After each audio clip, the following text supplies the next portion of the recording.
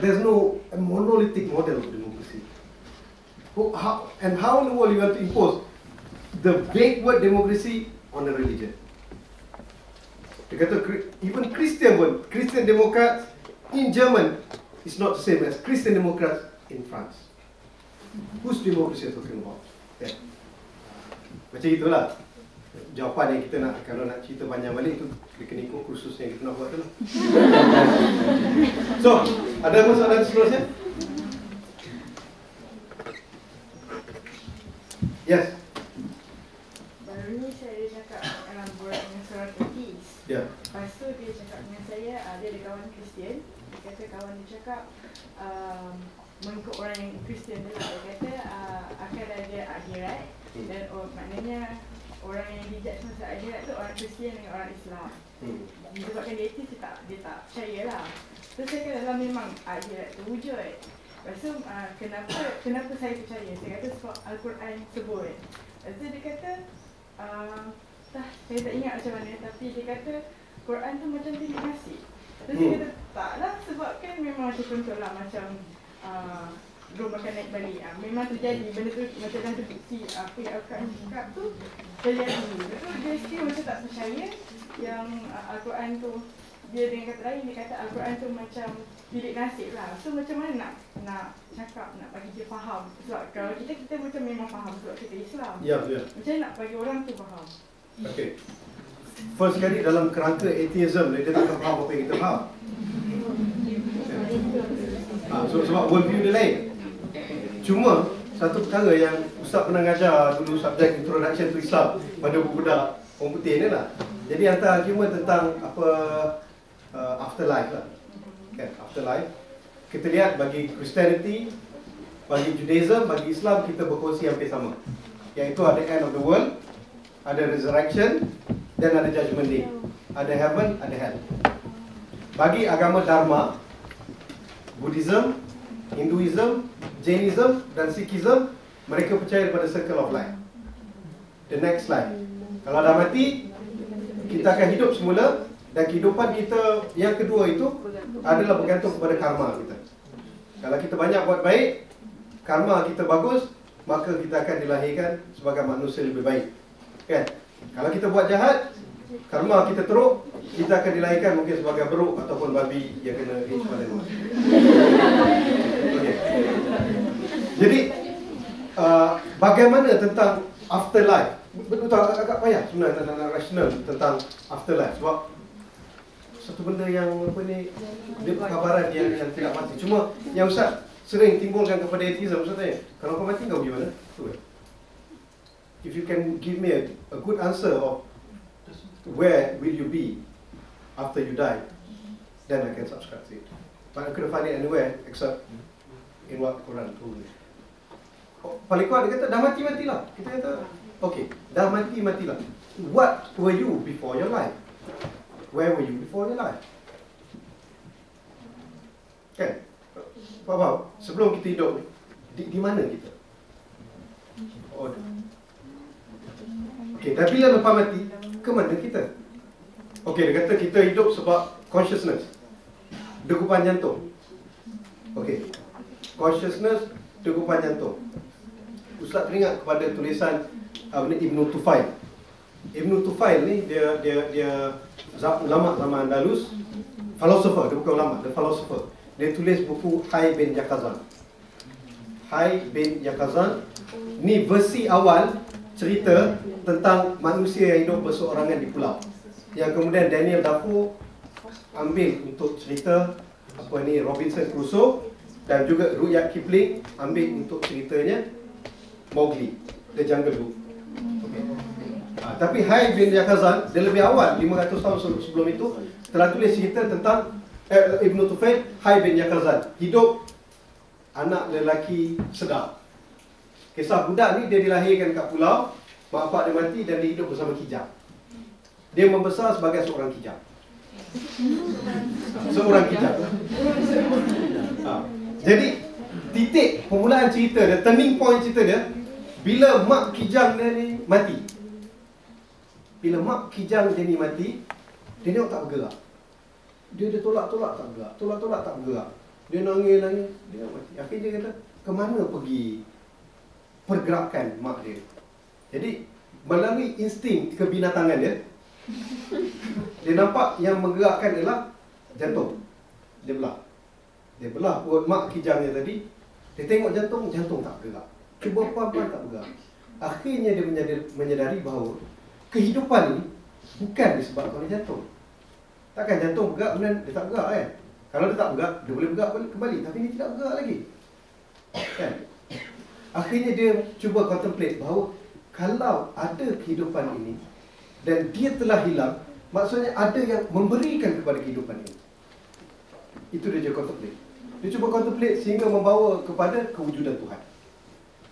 Akhirnya dia tak tahu Tuhan yang sebenar kecuali berdasarkan insting dia. Dia tengok matahari yang naik, tenggelam, macam kisah Nabi Ibrahim lah kan. Sehinggalah satu hari dia berjumpa seorang daripada Andalus datang. Seorang beragama Islam. Oh, dia jumpa orang yang dia rasa bukan kijang, tetapi macam rupa dia, tetapi bukan kijang. Jadi orang tu akhirnya dapat berbual dengan dia semua.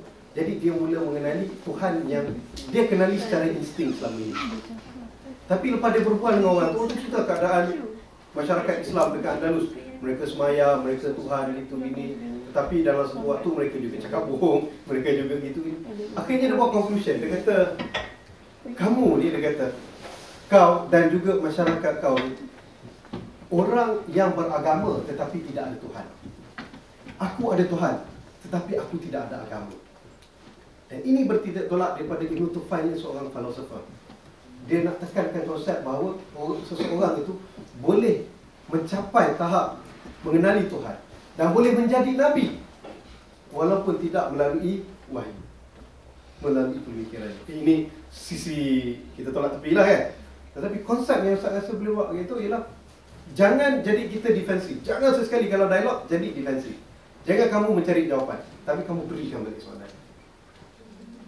Kalau kau boleh explainkan di mana kau sebelum hidup dan di mana kau selepas hidup dan bagaimana kehidupan apa yang dalam 9 bulan dalam perut itu kan, kau boleh describe apa yang kau ingat ataupun kau boleh tahu sebelum bergeraknya jantung pada minggu ke-20 itu, kau boleh describe kat mana sebelum tu, aku akan subscribe dengan apa kau subscribe. Tapi kalau tak boleh, aku rasa aku selesa dengan apa yang ada. Jangan jadi kita ni lah, dia point nak dialog, jangan jadikan kita defensif. Kita bagi balik ke dia. Biar dia berfikir.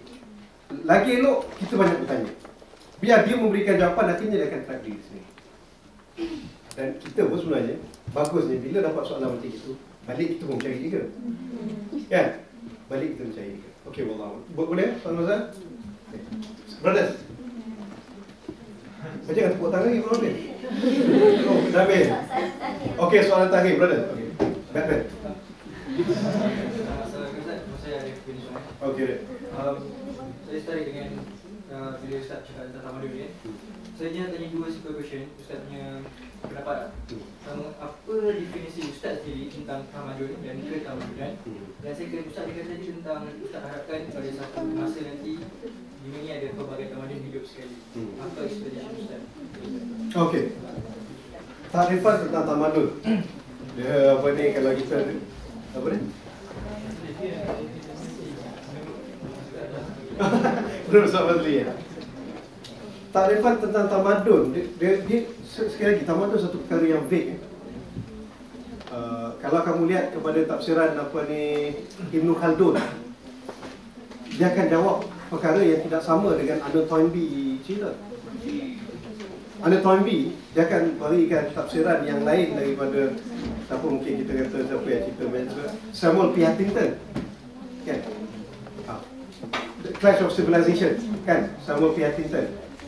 Dan Samuel P. Huntington dia tak akan bagi tafsiran yang sama dengan kita katakan contohnya Francis Fukuyama. Ya. Tapi yang boleh kita katakan mungkin kita boleh katakan untuk memudahkan bahasa-bahasanya. Ya, bahasa yang lebih simple kita kata tamadun ni ialah kerangka order kehidupan. yang mana dia melahirkan knowledge, dia melahirkan cara untuk hidup, dia melahirkan cara untuk manusia itu interact satu sama lain, dan juga dia melahirkan kesan-kesan peninggalan, sama ada fizikal ataupun dari segi kesenian. Contoh kita lihat tamadun Cina, kan? Dia meninggalkan knowledge, dia meninggalkan kesan fizikal, dia meninggalkan kesenian, dan dia juga meninggalkan kesan historical padanya, kan? Sebab tu ada dalam kali kita pergi ke Oriental Museum itu, nampak antara kesan mereka tinggalkan kertas dan sebagainya. Tamadun barat hari ini kita begitu ketara. Dia menentukan cara hidup, cara politik, cara untuk kita kesan fizikal apatah lagi pembangunan fizikal yang akhirnya merosakkan bumi itu sendiri, kan? Dan juga dia meninggalkan kesan dari segi kesenian dan sebagainya. Tamadun Islam, dia menghasilkan knowledge, meninggalkan kesan fizikal, meninggalkan kesan historical, meninggalkan cara hidup dan sebagainya. Dan bila Ustaz kata kita akan bersama-sama tamadun ini, dia lebih kepada world view yang akan muncul untuk hidup bersama di masa akan datang ini, tanpa ada hegemoni. Hegemoni ini satu kuasa yang menguasai lain. Dan pernahkah tamadun tinggal bersama? Ya, pernah. Waktu Persian dan juga Rom, dan di waktu yang sama di India dan juga di China. Dan kemudian muncul tamadun Islam. Dan di kawasan Amerika Selatan muncul tamadun Maya. Tetapi penghancuran tamadun-tamadun ini dilakukan oleh Barat untuk menaikkan tamadun mereka sebagai the last man standing. Satu perkara menarik yang Ustaz pernah berbincang dengan kawan Ustaz, apakah sumbangan tamadun akan datang? Kalau kita tamadun Islam banyak ditinggalkan. Antaranya macam pre-enlightenment sciences, matematik semua, Al-Biruni, Al-Kindi, semua itu antara kesan tamadun Islam. Dan juga yang paling ketara sekali, tamadun Islam tinggalkan kesan bagi administration. Okey. Tamadun Cina tinggalkan dengan kertas, tinggalkan dengan dia punya system of belief dan sebagainya. Tamadun India, kan? Apakah sumbangan tamadun akan datang? Kita tak tahu, tetapi saya yakin mungkin kalau kita dari segi semua profesi setiap agama, kita membicarakan tentang love, kecintaan, mutual respect, tentang mutual understanding. Tetapi kalau kita mengharapkan lebih daripada itu agak payah. Kerana nature manusia itu sendiri, kita hidup dengan combatant mentality. Kita nak menguasai territory, kita nak menguasai lebih daripada orang. Competition, budaya competition itu sebagai pada kehidupan manusia. Tapi tak tahulah pokok tamadun akan datang akan menjadi sesuatu yang baru. Tapi pada Ustaz, sebagai umat Islam, kerja kita bukan nak bina tamadun. Kerja kita nak mengabdikan diri pada Allah SWT, nak orang hidup di dalam kerangka world view Islam, untuk orang menjadi khalifah, untuk kita selamat di dunia dan akhirat. Dan buah daripada perkara itu Allah Ta'ala berikan kepada kita tamkin ataupun penguasaan terhadap dunia, maka jadilah tamadun. Wallahualam. Okay, Ustaz minta maaf kalau ada silap kata dan sebagainya, dan jikalau memboringkan dan jawab lain daripada komentarnya. Wallahualam. Alhamdulillah, kita